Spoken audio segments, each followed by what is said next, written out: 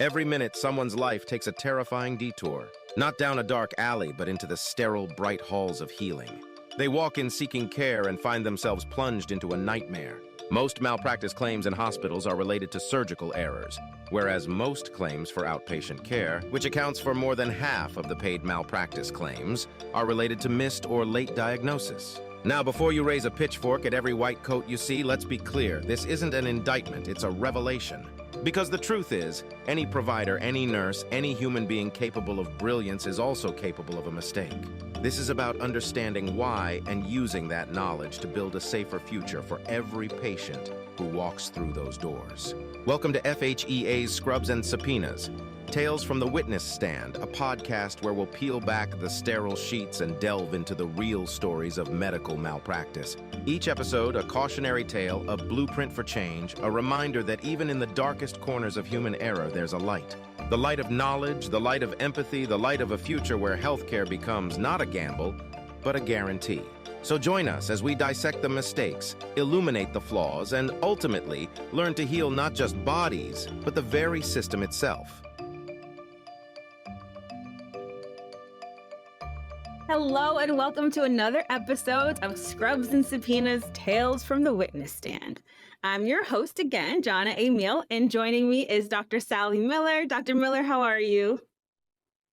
I'm well, thank you. And you? Yeah, not bad. We were just saying before we hopped onto this that it's Friday. Today is Friday, and I am excited about that. Not all of us. Indeed. I realize that most of us are probably healthcare clinicians listening to this, and Friday means absolute nada. So I recognize that. But every day is a happy day. Every day we get up is a happy day, right? That's it. That's a good point. I like that silver lining. So if you're joining us for the first time, hopefully you're not, but if you are, welcome. We are really excited to have these episodes. I'm super excited always to meet with Dr. Miller and talk about these cases. So Dr. Miller actually serves as an expert witness for medical malpractice cases. And we talk through some of these cases that she served on, and really as an opportunity to learn, right? To learn and to understand how the things that we do and the things that we don't do, right, really make some real different implications for our patients and our practice. But one thing that we want to make sure that we always set the tone for is that, listen, like, we're both clinicians. Everyone who listens to this probably is a clinician, and we all make mistakes because aside from being a clinician, we are humans and mistakes happen. So we don't want this to sound like, oh, we're bashing any of these providers who may have made some mistakes or been involved in this, but really take this as a learning opportunity, because it is. It's a learning opportunity for every single one of us who could be in any single one of these scenarios. What do you think about that, Dr. Miller? Anything you want to add? Oh, 100%. I mean, we all will make mistakes. And sometimes the mistake is in a clinical judgment or a clinical action, or, prescribing a med with which there's an interaction, some clinical error. Sometimes the error is in documentation. But it doesn't matter. They're all things that, like one of my famous lines is, there are those of us who have made mistakes, and then there's the new clinicians who will make a mistake someday. So yeah, we definitely are not being judgy here or casting aspersions. It's just about just staying on our toes, because it is a litigious world out there. And, a mistake in our line of work can have bad outcomes that can be actionable. But the other thing that I hope people can get out of these cases is that sometimes there is no mistake. Sometimes the APRN did everything right, did everything the way you're supposed to, but because it's a litigious world, someone may come back and try to sue you anyway. And then it's important to, remain firm and confident in the proceedings when you know that you didn't do anything wrong, and to not let any attorney or anybody in the process of deposition and testimony intimidate you. Because I read a lot of depositions from nurse practitioners who, this is the first time they've ever had a problem. It's the first time they've ever been sued. You can almost read off the page how nervous they are. And attorneys are really masterful at capitalizing on that and manipulating it. And as I say this, I again need to point out that I'm being politically correct. Not all attorneys, listen, some attorneys are just there to find out what you're going to say, and they're advocating for their client, really. I'm not trying to be politically correct here. Some attorneys are just doing what they need to do. They're advocating for their client. But others are manipulative and will really exploit someone who is nervous and not confident. And we want to remain confident when we know we've done the right thing. So we've got all kinds of cases to review that elicit all those points. Yeah, that's a really good point too, because sometimes it happens. Sometimes you do everything right, and still the outcome is not what you hoped, right? So, all right. So, for those of you that are listening for the first time, one thing that's really exciting, that I find exciting anyway, as I'm talking to Dr. Miller about this, is trying to determine what side she was serving as a expert witness on. Was it the plaintiff? Was it the defense?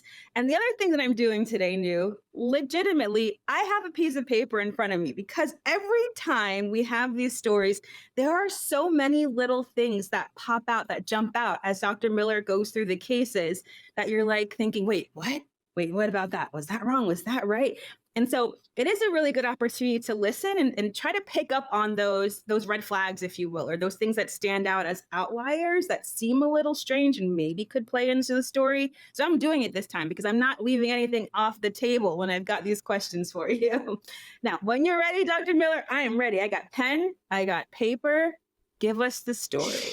You got pen, you have paper, I have a story. Okay. Well, this one isn't the most dramatic. Anyone who's listened before, we have some very dramatic cases. Oh, yeah. This one's not the most dramatic of cases, but I chose it for today because I think it's a really good case for any NP who is planning to open his or her own practice, own business, any circumstance in which you will employ not just clinical staff, but ancillary staff, a front desk person, someone to answer your phone, or a biller, or a medical assistant, or whomever. If you own a business, there are certain responsibilities inherent in owning that business. And I think most NPs don't know that, because most NP programs really don't include anything about a business, how to run a business. But more and more, it's happening. And I'll tell you, I opened a 4-walls practice in 2010. So I can't believe it's been 14 years ago now. Wow. But I had a practice, regular practice, front door, come in, receptionist, waiting room, exam rooms, and all of that. And in retrospect, I didn't realize a lot of these things. And as I look through some of my cases, I think, oh boy, was I lucky that X never happened. So let's take a look at this circumstance. So this is about, the patient is an 87-year-old lady. And by the way, there is not an NP involved in this. This is really more of the administrative or business piece. Yes.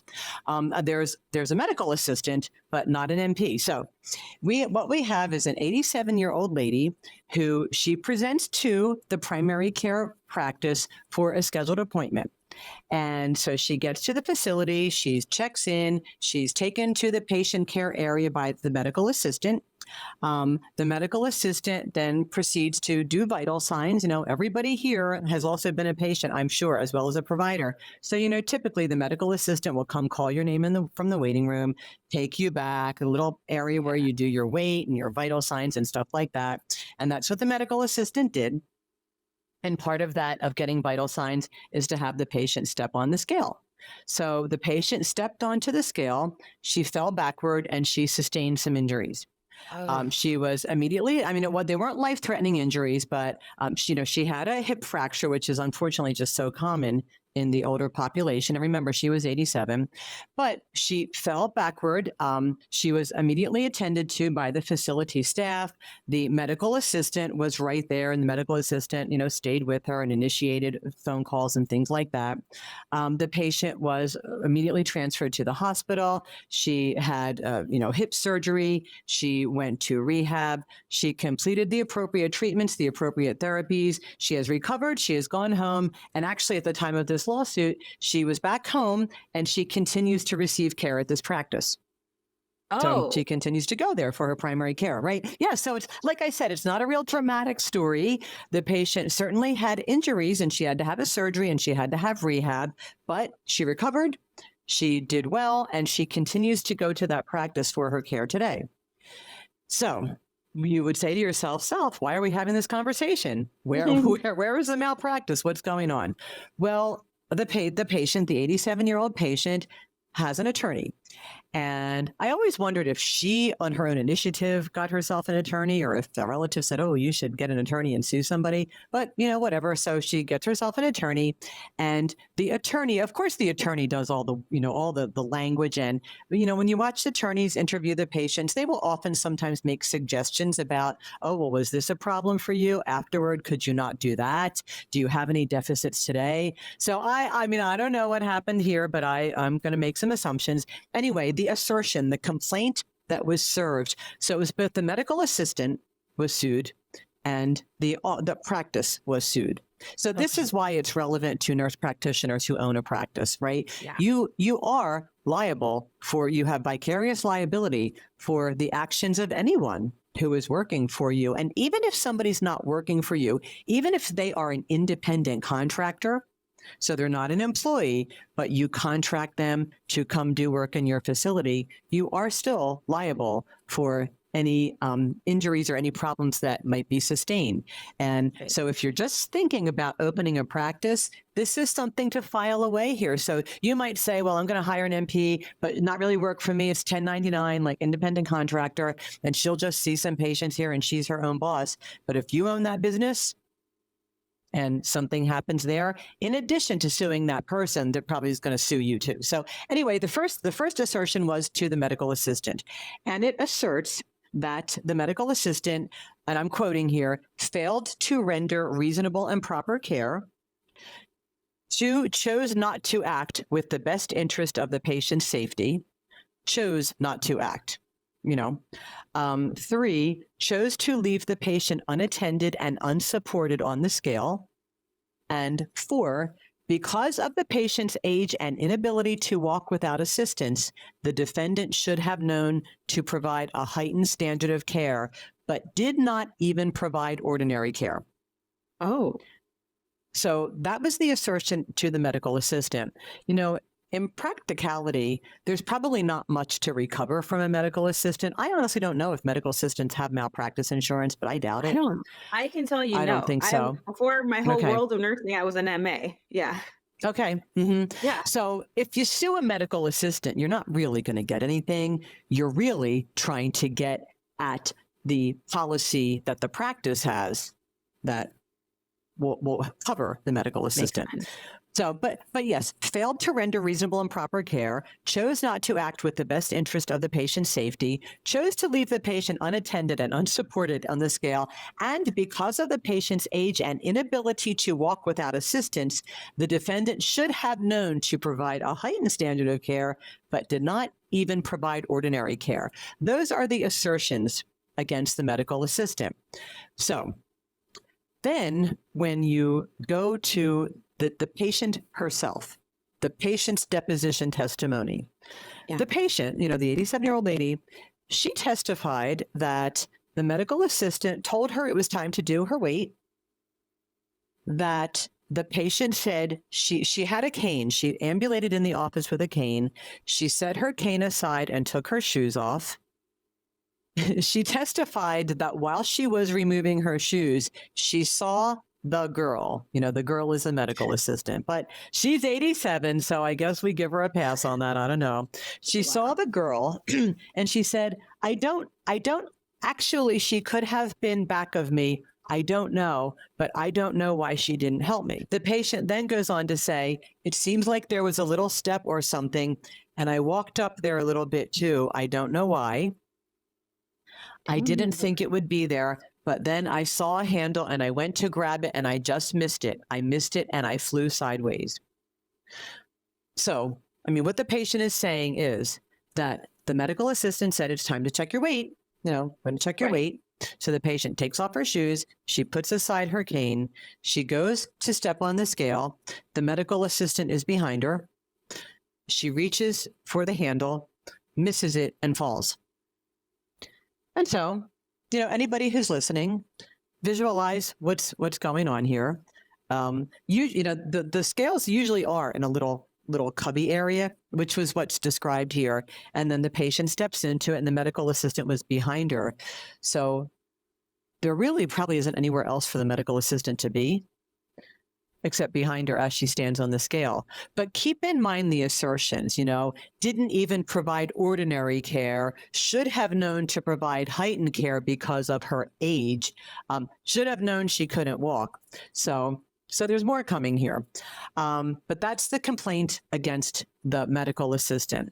The scale, I did a site visit. I went out to the practice to see how things look there. Yeah, I'd never done that before and I haven't done it since, but I did go out for a couple of reasons. And yeah, the scale sits like in a little recess and then, like there's the wall. Look, I'm making all these gestures like anybody knows what I'm talking about. But there's a wall, right? But in the wall, there's that little recessed area, just enough for a scale. And then right next to it, there's a chair. So the patient sits in the chair, takes off her shoes, puts aside her cane, gets off the chair, goes to step onto the scale in the cubby, and the medical assistant was standing behind her. There really isn't any place else for the medical assistant to be, except behind her as she's approaching. So hold on to that thought for a minute. There are also complaints against the employer, because of course there are complaints against the employer, because not to be too cynical, but the employer is the one with the high dollar insurance policy. So the complaints against the employer, and these are the things that MPs that are going to open a business, I'm not trying to talk you out of it. Just be aware of these are things for which you are responsible. So complaint against the employer, that the employer failed to establish, maintain, and enforce proper policies and procedures for doctors, nurses, and medical assistants. I'm writing that down. And I don't like that. As an employer, we are required to establish, maintain, and implement and enforce proper policies and procedures for our staff. So that's why when you go get a new job and you have to sit for like 3 days in orientation and go through all these policies and you have to sign something that says you went through them, this is why. So is it a pain? Yes. But when you're the one that owns the practice, you do want to make sure they're there. Big organizations, they have all shared drive files full of policies, but an NP who's wanting to open his or her own practice and has never done anything like that before may very well not realize that you do have to establish, implement, maintain, and enforce policies. I didn't know it. Like, that's one of those things I was like, I can't say I had a policy book. Yeah. I have a policy book, so I would now. All right, that was the first assertion. Number 2, properly hire adequate, experienced, and competent employees who are able to ensure the safety of patients. There is a responsibility when you hire to ensure that who you're hiring is adequately experienced and competent to do the work. So then you have to decide, well, what does that mean? So number 1, verify their license. At a minimum, verify their license, see if there are any complaints against the license.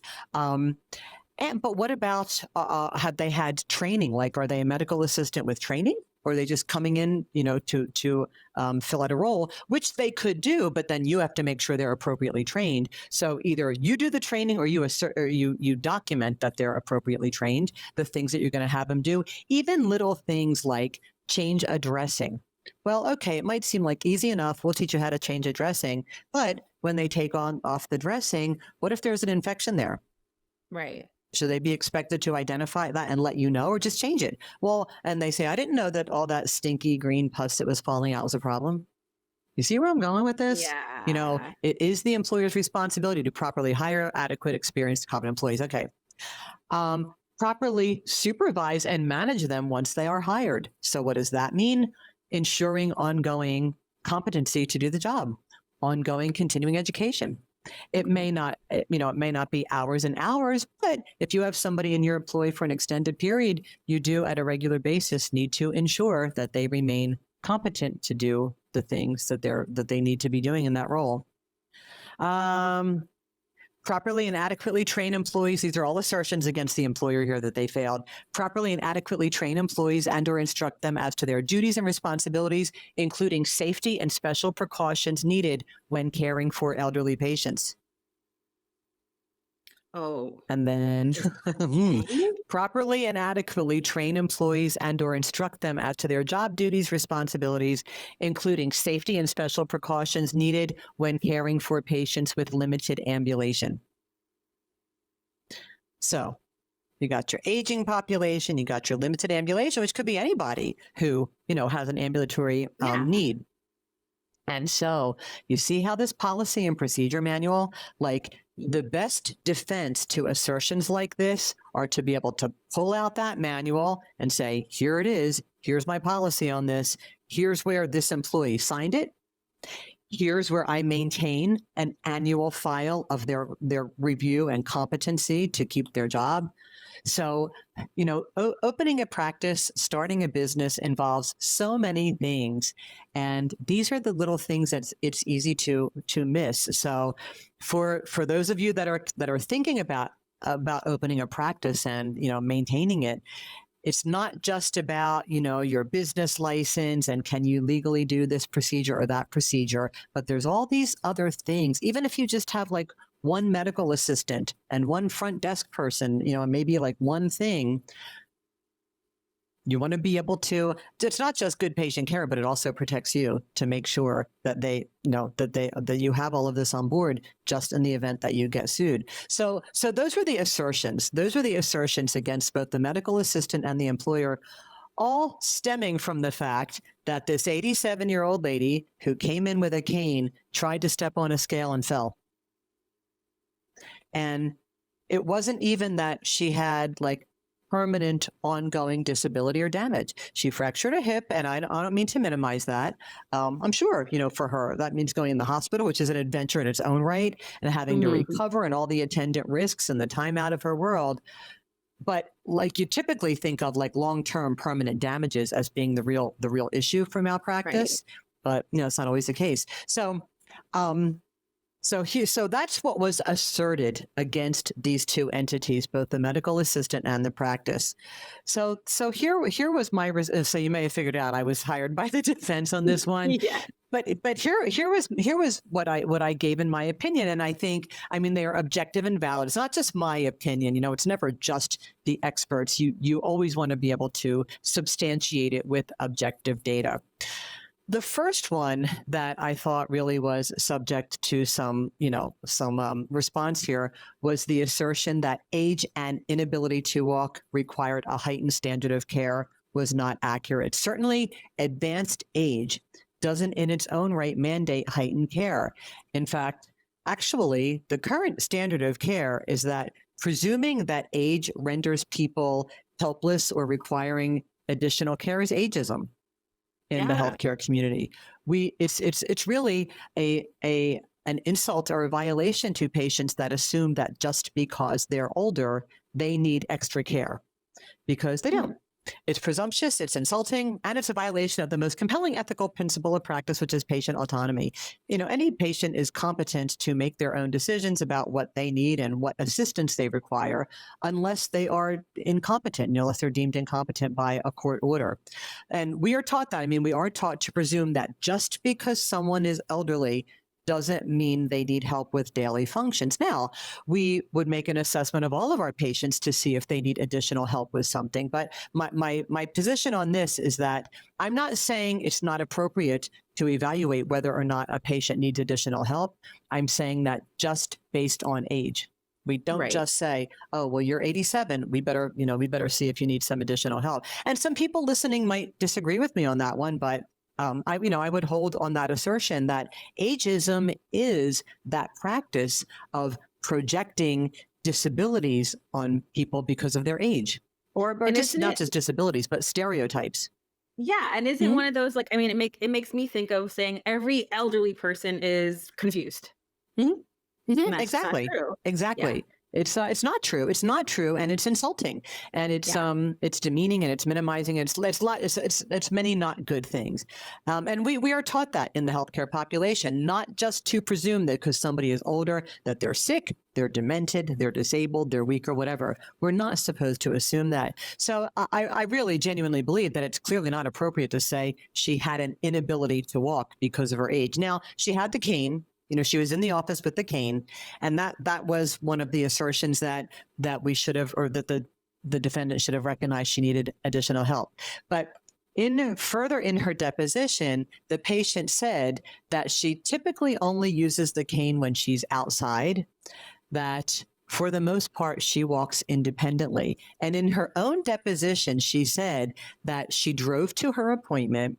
She walked from the parking lot to the building without using her cane. She went through the lobby of the building without the cane. She navigated the elevator. Like she had it, but she wasn't using it. She said she did all of this without assistance. She navigated the elevator to the second floor. She walked the long hallway to the office and the office lobby, all without assistance. And in her deposition, she acknowledged that. So that's another one of the things I was looking for when I went out, was to see how far she actually walked without a cane. Yeah. And it was far. It was like, this is a big building. She parked in a parking space. She had to get out of the car, go through the parking lot, up the curb, down the walkway, into the building, through the door, wait a minute through now. the lobby, into the elevator. What's going on? She was walking just fine. It really sounds like, by her own admission, that the cane was there as a security blanket, that sometimes, like maybe on difficult terrain or an elevation, or difficult terrain sounds like she's out in the tundra. But, if you have to walk through like rocks or stones or something like that. But she testified that she did all of this walking, that she doesn't usually use the cane, but sometimes she uses it outside. Then I went back through the medical records. So she had been a patient of this practice for over 5 years. There had been 25 documented visits to this office in the last 5 years. And every one of them, her gait was documented as normal, no assistive devices. The review of systems documented no falls. Like, there was absolutely nothing in her record for anybody to think that she might need heightened assistance. There was one mention in the record that apparently 2.5 years prior, she called the office to say that she had a fall. But there was nothing else about it. It apparently did not even warrant an office visit. Like there was nothing else. And it turns out that she tripped over a pillow at home while trying to answer the phone. Oh my gosh. So she tripped over. I'm not laughing at the patient. It's just the irony of the whole thing. She tripped over a pillow while she was trying to get to the phone. So she fell, and then she called the office. And I don't know what else happened. It was a very brief documentation of the phone call, but apparently it didn't warrant anything else. So, when you look at objectively the facts, you've got this healthy, active 87-year-old woman who lives alone, who does not routinely use assistive devices, who had no falls at all for the past 2.5 years, and no falls before that, except tripping over a pillow. There's just no reason to assume that she is at increased fall risk just because she's 87. Right. And so it's inappropriate to suggest that she needs a heightened standard of care. So then, of course, the next question is, was reasonable and proper care appropriate, and was it provided? So the medical assistant takes her back. She takes off her shoes. The patient sets aside her cane. She gets up to step on the scale, and the medical assistant stands behind her. So, one would ask yourself if that was a reasonable care to the patient. Yeah. And then as far as, so that's for the medical assistant. As far as the assertions against the employer, there was an employee policy and procedural manual. It was introduced to all new employees. It was made available online to all employees, and every employee had to review it and then sign off that they reviewed it initially and then at regular intervals. Part of I know this is a big organization, so they had a big policy and procedure manual, thankfully. The hiring process, the human resources file, if you've ever worked for anybody listening, ever worked for a bigger organization, your human resources file is this long. It's enormous, and it documents all of these things: that she was eligible for hire, that she completed accredited medical assistant training, that she had experience in the assessment of vital signs. She met all the job requirements because there was a job description, which is something else for any of you planning to open your own practice. If you have even one employee or one person working in that practice, there should be a job description for them, because not only is that how you review them on a regular basis, which is necessary to be compliant with employee laws, fair employment practices, you have to be able to, the employee has to know what's expected of them. They have to be told what's expected of them so that you can fairly evaluate if they meet it or not. But also, as a barometer for you to assure that they are competent for the position for which you hired them. So there's all of that.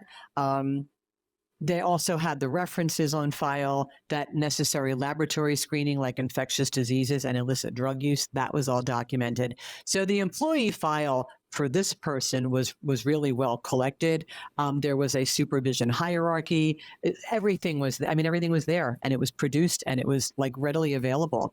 So a couple morals of this story here. Number one, some attorneys will sue you for anything. Yeah. They can just throw it out there. To make these assertions like the medical assistant chose not to, so that's Yes, I almost hate that inflammatory, word. actually. Yeah. But Chose even is wrong. they throw all of this out there with like having absolutely, no idea whether it's true or not. So still, as the defendant, you then have to have your attorney involved, and you have to answer all of these. And, they pay people like me to look all this stuff up and answer it. And so as it happens, and then the patient was still comfortable with the practice because she continues to go there. She continued to go there right up until this time. But I do think it's an interesting eye opener for anybody who's thinking about opening their own practice. There's, nurse practitioners who are going to open a practice seem to tend to focus on like the clinical, technical piece of the job. What can I do? Can I inject this thing or this procedure? Like that kind of stuff. And those are important, but there's also a whole other world of potential liability out there. And so I would never discourage anybody from doing it. In fact, you can hire a consultant, and I'm sure there are probably packages available and things. You can buy yourself an employee policy and procedure manual and then just take out of it what you need. But you definitely want to have those things, because in any clinical day, anybody can fall down in your office, and it could be totally their fault. It could be that nobody did anything wrong, but boy, you definitely want to be able to demonstrate that.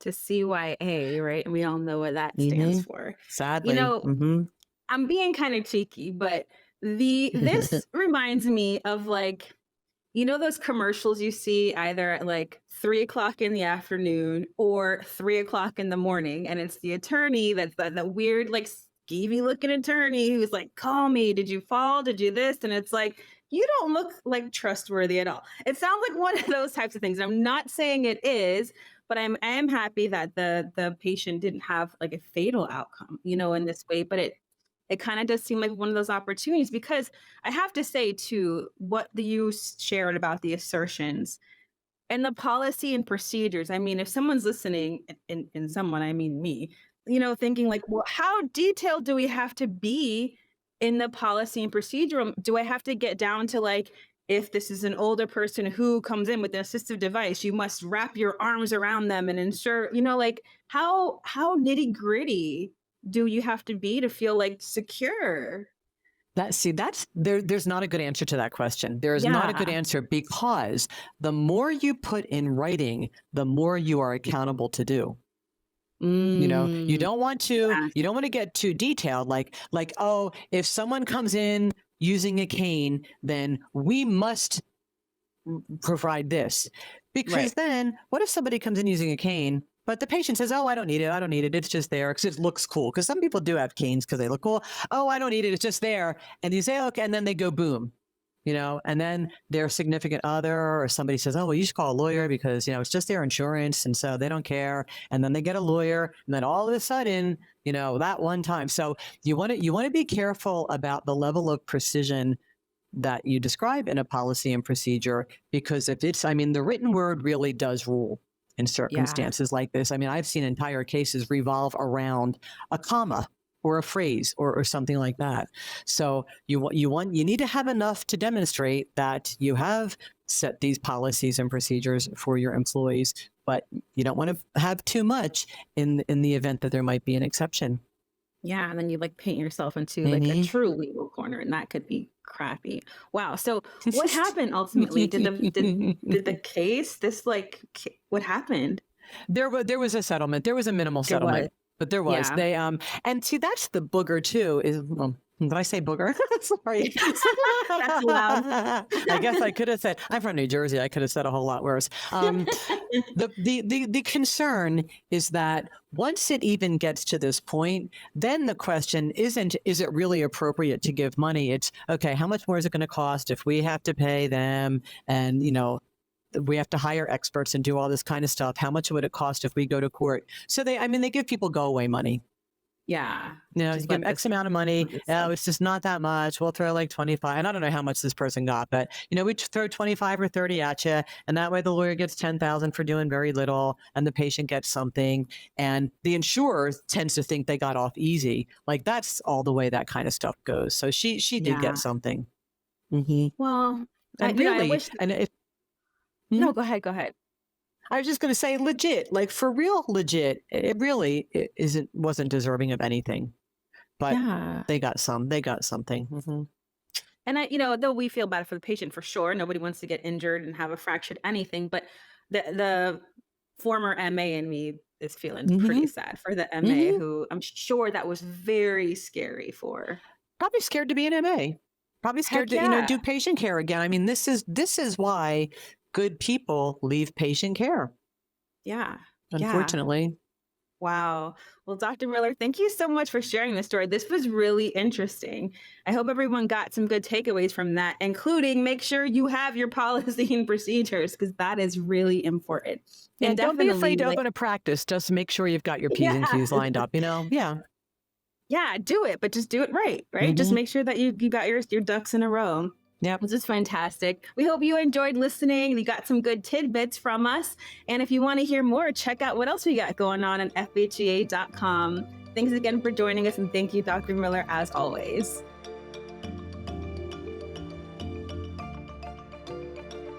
Thank you for listening and learning with Scrubs and Subpoenas. Tales from the Witness Stand, presented by Fitzgerald Health Education Associates. Please rate, review, and subscribe to this podcast. And for more NP resources, visit FHEA.com. Join us again next time as we dissect more medical malpractice cases.